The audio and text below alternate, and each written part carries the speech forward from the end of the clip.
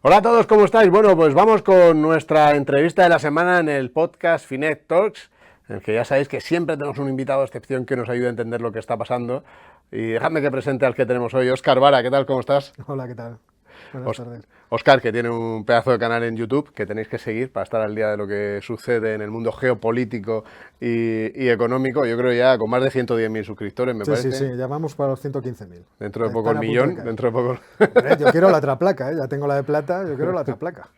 ¿Y qué tal la experiencia? ¿Bien? Muy, muy Sí. bien. Es agotadora. O sea, la gente que se dice, estos youtubers se forran con nada, es mucho curro, pero es muy satisfactorio, la verdad. Oye, vamos a entrar ahí en materia. Yo creo que estamos en un momento, pues eso, ¿no? No sé, ¿es el más complicado desde la Segunda Guerra Mundial a nivel geopolítico? ¿Me estoy Sí, pasando? no, no, no, te estás pasando. Además, yo creo que es uno de esos momentos que configuran el futuro, claramente. Estamos en un momento de transición, ya veremos a qué tipo de mundo y a qué tipo de relación económica entre las diversas partes del mundo. Porque ahí estamos entre la parte más democrática tradicional y la parte más de autarquías, ¿no? Sí, sí, los regímenes iliberales que decía Timothy Snyder en ese libro de El camino hacia la no libertad, que es, yo creo, una forma muy, muy clara de explicarlo. Y que ahora mismo se ve, o sea, vemos cómo se está trazando claramente una línea entre los países que van por ese camino de la no libertad y los que queremos ir por el camino de la libertad. ¿Quién gana? Uf, esto es una cosa difícil de decir. Yo creo que a largo plazo tiene muchas posibilidades de ganar los Estados Unidos. Pues los Estados Unidos tienen unas características como país que les permiten ser muy independientes del resto del mundo. Es un continente en sí mismo que está aislado por mares y por el océano de todos los demás competidores. Eso es también, obviamente, una desventaja. Tiene todos los recursos que quiera y luego tiene el capital humano. Lo único que no tiene ahora mismo es una unidad ideológica que permita a todos los ciudadanos sentirse partícipes del mismo proyecto. Ahora creo que la guerra de Ucrania les está beneficiando. Creo que China tiene problemas que se pueden explotar y que los están explotando bastante hábilmente, sobre todo los halcones demócratas de la administración Biden. Y lo que tendría que hacer para solucionar más problemas es vincularse más a Europa y lograr hacer que crezca económicamente por lo menos toda esa región del Caribe y del Golfo de México, lo cual no es aventura pequeña. Fíjate que cuando Trump, yo creo esa ruptura que dices, o esa falta de unidad se inicia con Trump, claramente, ¿no? Pero cuando estaba Trump teníamos siempre la tensión esta de la guerra comercial, que ya nadie habla de la guerra comercial, pero ahí sigue estando, ¿eh? Sí, sí, sí. Además, bueno, ahora se han levantado algunos aranceles por parte de los Estados Unidos y es cierto que están en conversaciones con China desde aquel acuerdo primera fase que se tenía que poner en marcha en 2020 y que los chinos han cumplido de la forma más laxa que han podido. Y esto ha llevado además a que haya senadores de Estados Unidos diciendo que qué están haciendo con las sanciones, con los aranceles, que si no sería mejor levantarlos. Pero es cierto que siguen ahí todavía, establecidos. Oye, vamos por partes porque como hay tantas cosas, lo de Ucrania y Rusia, ¿no?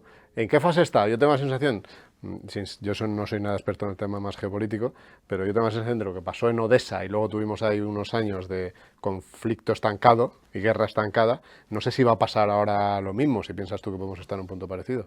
A mí me parece que el propio hecho de que las sanciones hayan agotado su propósito, que en principio era demostrar que estábamos haciendo algo contra la guerra, pero que eso no implicara que fuéramos con soldados y con armamento allí a batirnos el cobre, ese hecho del agotamiento nos está llevando a un nuevo escenario. El nuevo escenario puede ser efectivamente un estancamiento de los frentes. Habrá que ver si esto a Rusia le conviene, que esto también es un tema sobre el cual realmente no tenemos ninguna información.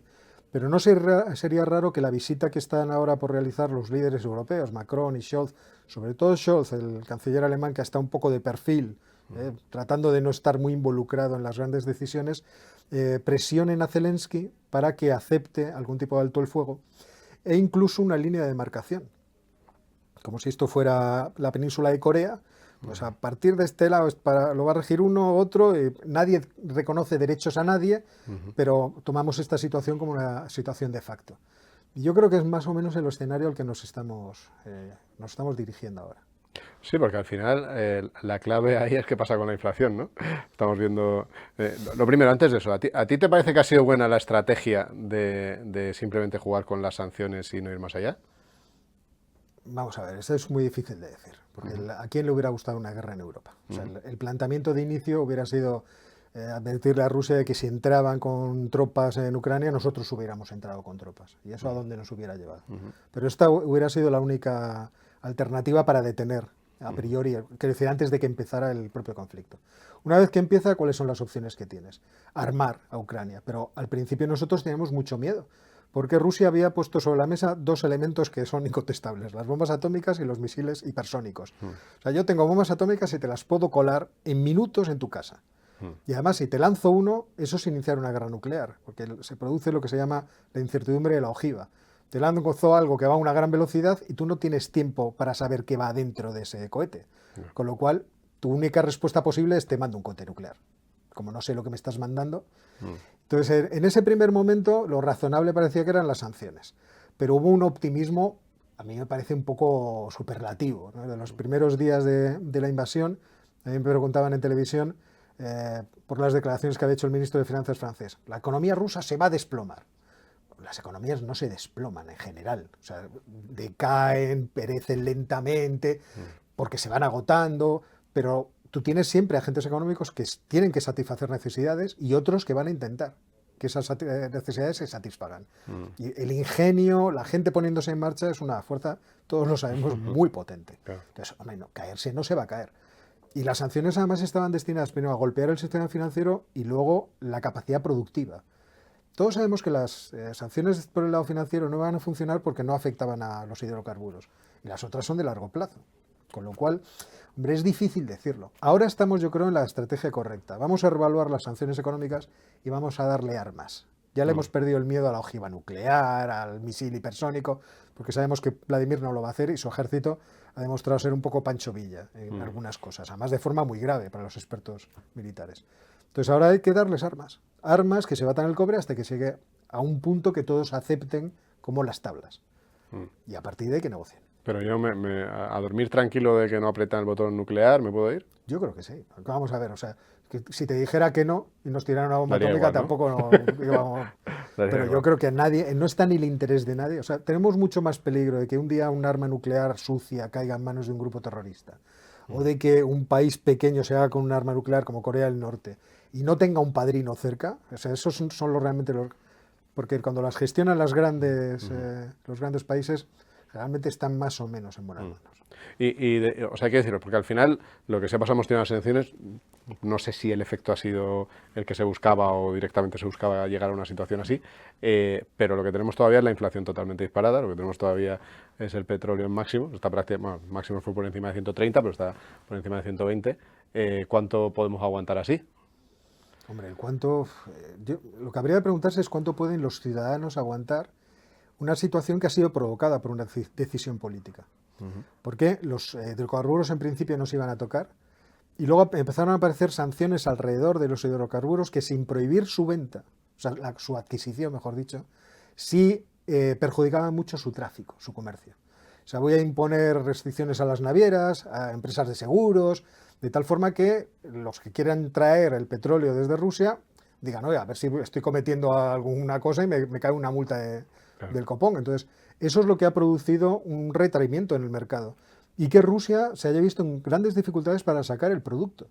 Incluso hemos visto cómo ha reducido su producción en más de 1,5 millones de barriles diarios, que esto es también un efecto muy fuerte sobre el mercado del petróleo, que está lleno de tensiones espantosas, no solamente porque los de la OPEP son un cártel que no quiere en este momento aumentar la oferta, porque tienes una demanda muy rígida, una oferta muy rígida, cuanto más aumenta la demanda, más aumentan tus ingresos, están felices de esa situación, sino porque además, desde la pandemia, y yo creo que también por legislaciones medioambientales, la capacidad de refinado se ha ido reduciendo. El otro día leía un informe, que no he podido comprobar el dato, pero el dato es muy espectacular. Parece que tenemos un 30% menos de capacidad de refino que el que teníamos antes de la pandemia. Un 30% es una barbaridad. Claro, eso se refleja inmediatamente en que las refinerías están funcionando a tope y la diferencia entre el coste del petróleo que toman y el precio del combustible refinado se ha separado enormemente. Hay unos márgenes de beneficio ahora tremendos en las refinerías. Y eso hace que el precio suba sin cuento. Entonces, ¿eso tiene una solución fácil? O sea, ¿está la solución en que haya más crudo? ¿Eso realmente va a evitar ese cuello de botella final? O sea, nos estamos metiendo en una situación bastante peleaguda. Y en ese sentido, yo creo que van a ser las opiniones públicas las que en un momento van a empezar a exigirle a sus políticos, dame una solución. Porque no puede ser que para muchas familias, las del decil más bajo de renta, en algunas, por ejemplo, el 20% de ese primer decil van a gastar el 50% de su ingreso en productos energéticos, en electricidad, en gasolina. Eso no se puede soportar. Bueno, y tenemos elecciones además a la vista, en Estados Unidos las de midterm dentro de nada, o sea que, claro, que dentro de poco lo iremos viendo. Otra de las tensiones, que a mí es de las que me preocupa, hablabas de ella en el resumen de este martes en el noticiero que haces, la batalla de los chips, decías, dejo mi predicción, quien domine los chips dominará el mundo. ¿Por qué? Vamos a ver, ese es el elemento fundamental para la industria y para el futuro. Sabemos que los que diseñan están principalmente en los Estados Unidos. Existe una serie de productores que están repartidos por el mundo. Es una cadena de suministro que tiene diversas localizaciones muy importantes. Por ejemplo, la fotolitografía es holandesa, la fabricación principalmente taiwanesa de Corea del Sur, de los grandes, de los más sofisticados. Pero los chinos están lanzándose a tratar de dominar ese mercado porque en ese mercado está la tecnología del futuro y por lo tanto la forma de producir del futuro.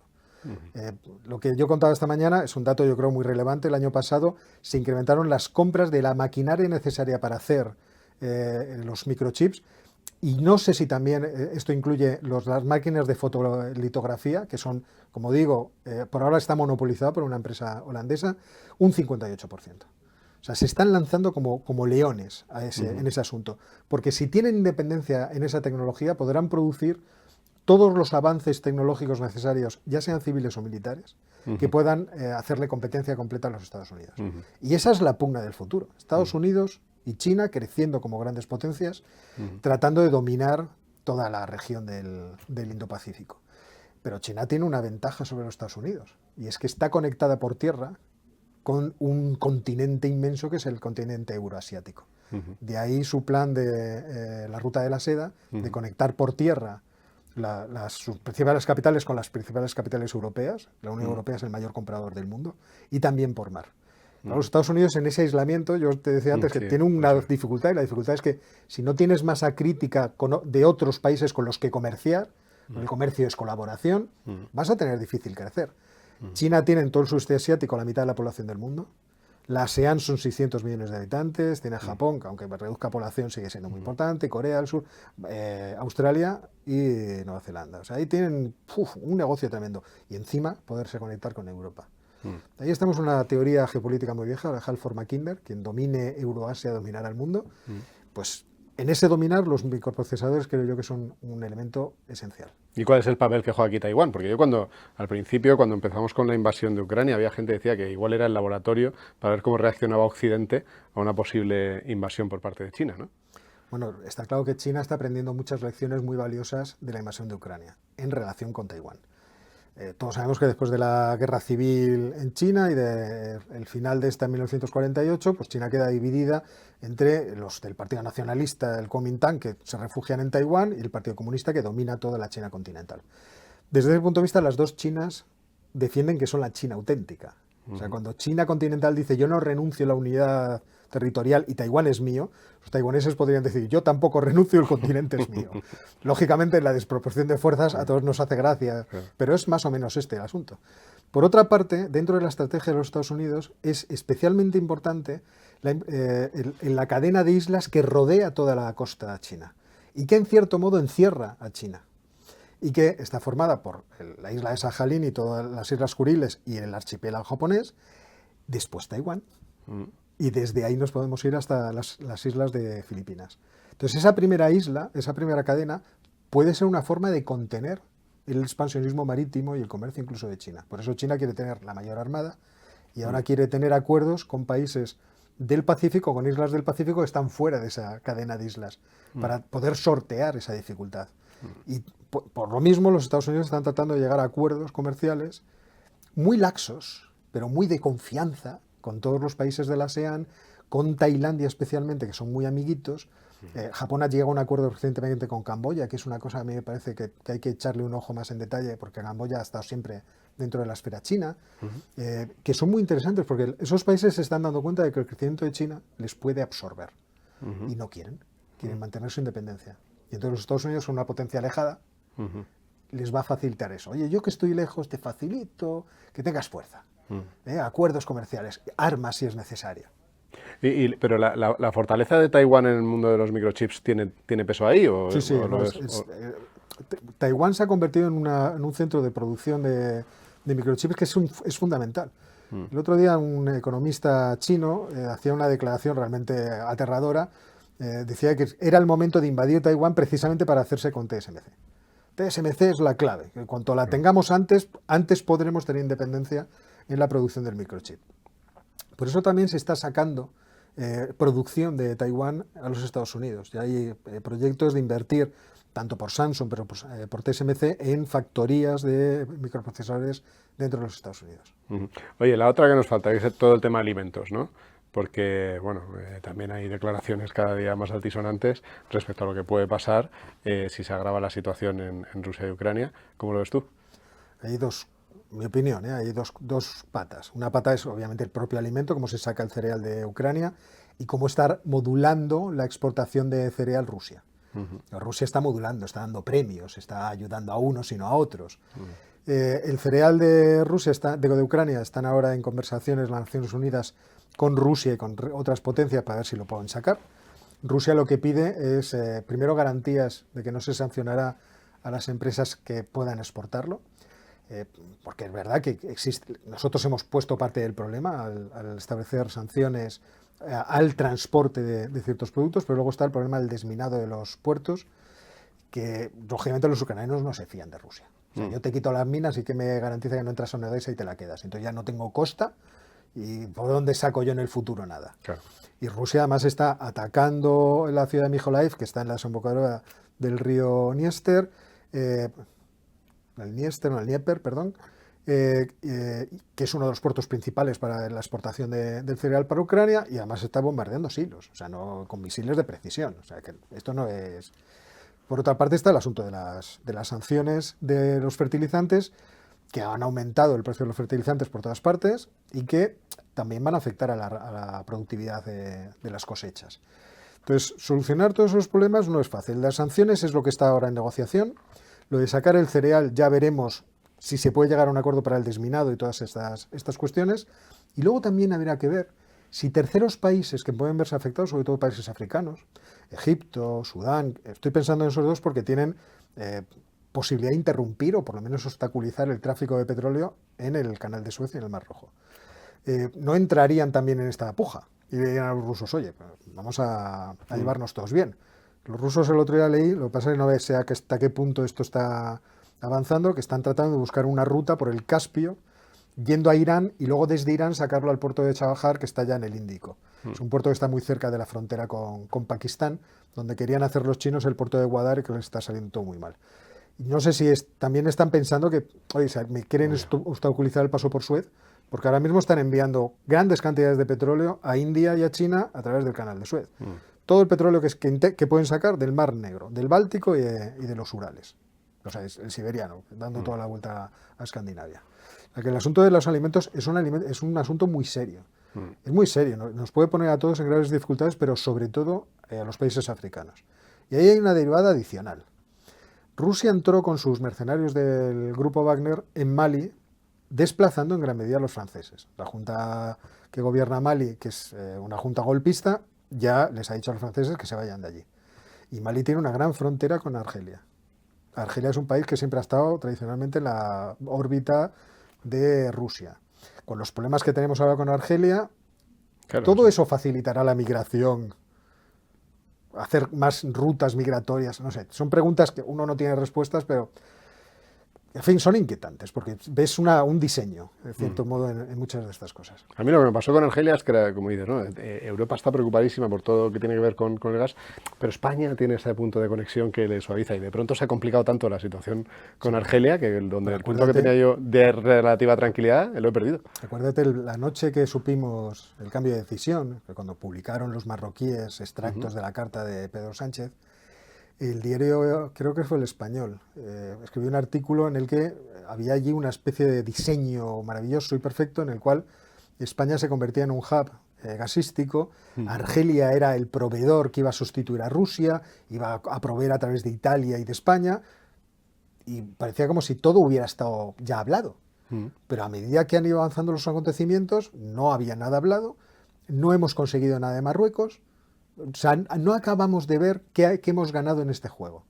Los europeos está claro que quieren ese gas, hay un acuerdo ahora con Italia para proveer todavía más gas que antes, pero nosotros, por tomar esta decisión, ¿qué hemos ganado exactamente? No se ve. Estamos sustituyendo el gas argelino por el gas de los Estados Unidos. Más caro, ¿no? Sí, pero claramente, o sea, ahora el 35% de nuestro gas es de Estados Unidos, el 25% es de Argelia. Argelia nos llegó a proporcionar casi el 50% del gas.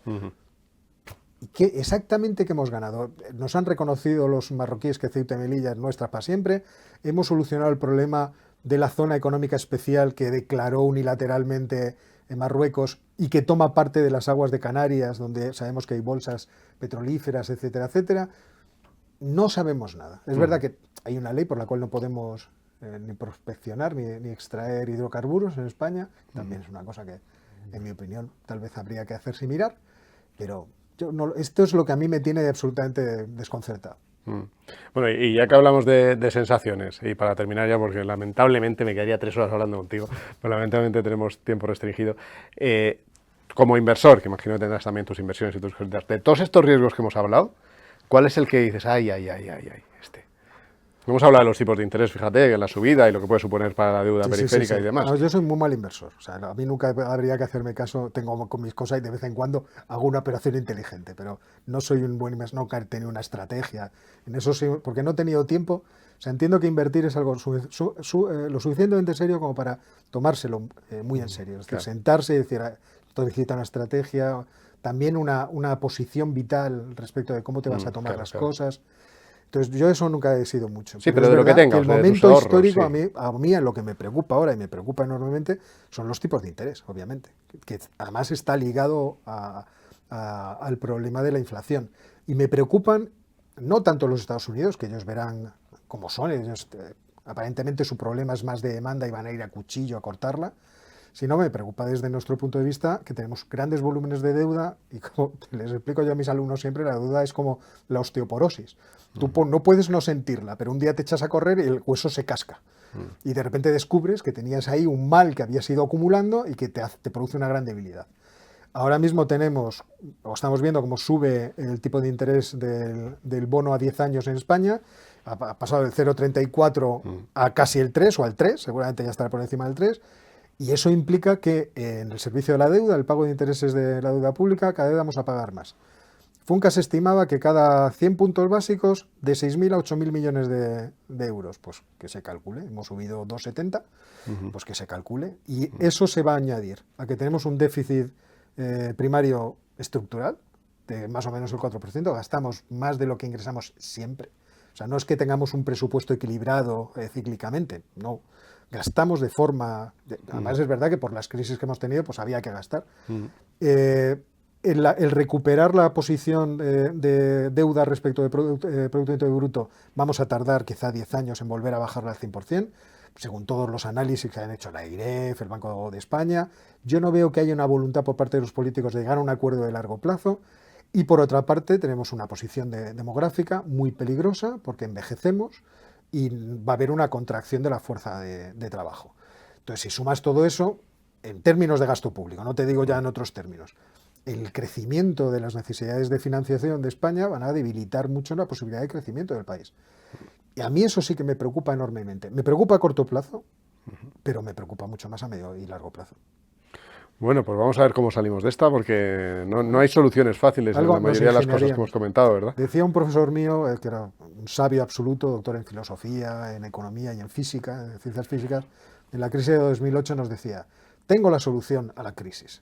Saldremos porque la gente no se va a dejar morir de hambre. Digo, bueno, sí, esta es una posición que es evidente, la gente no se va a dejar morir de hambre.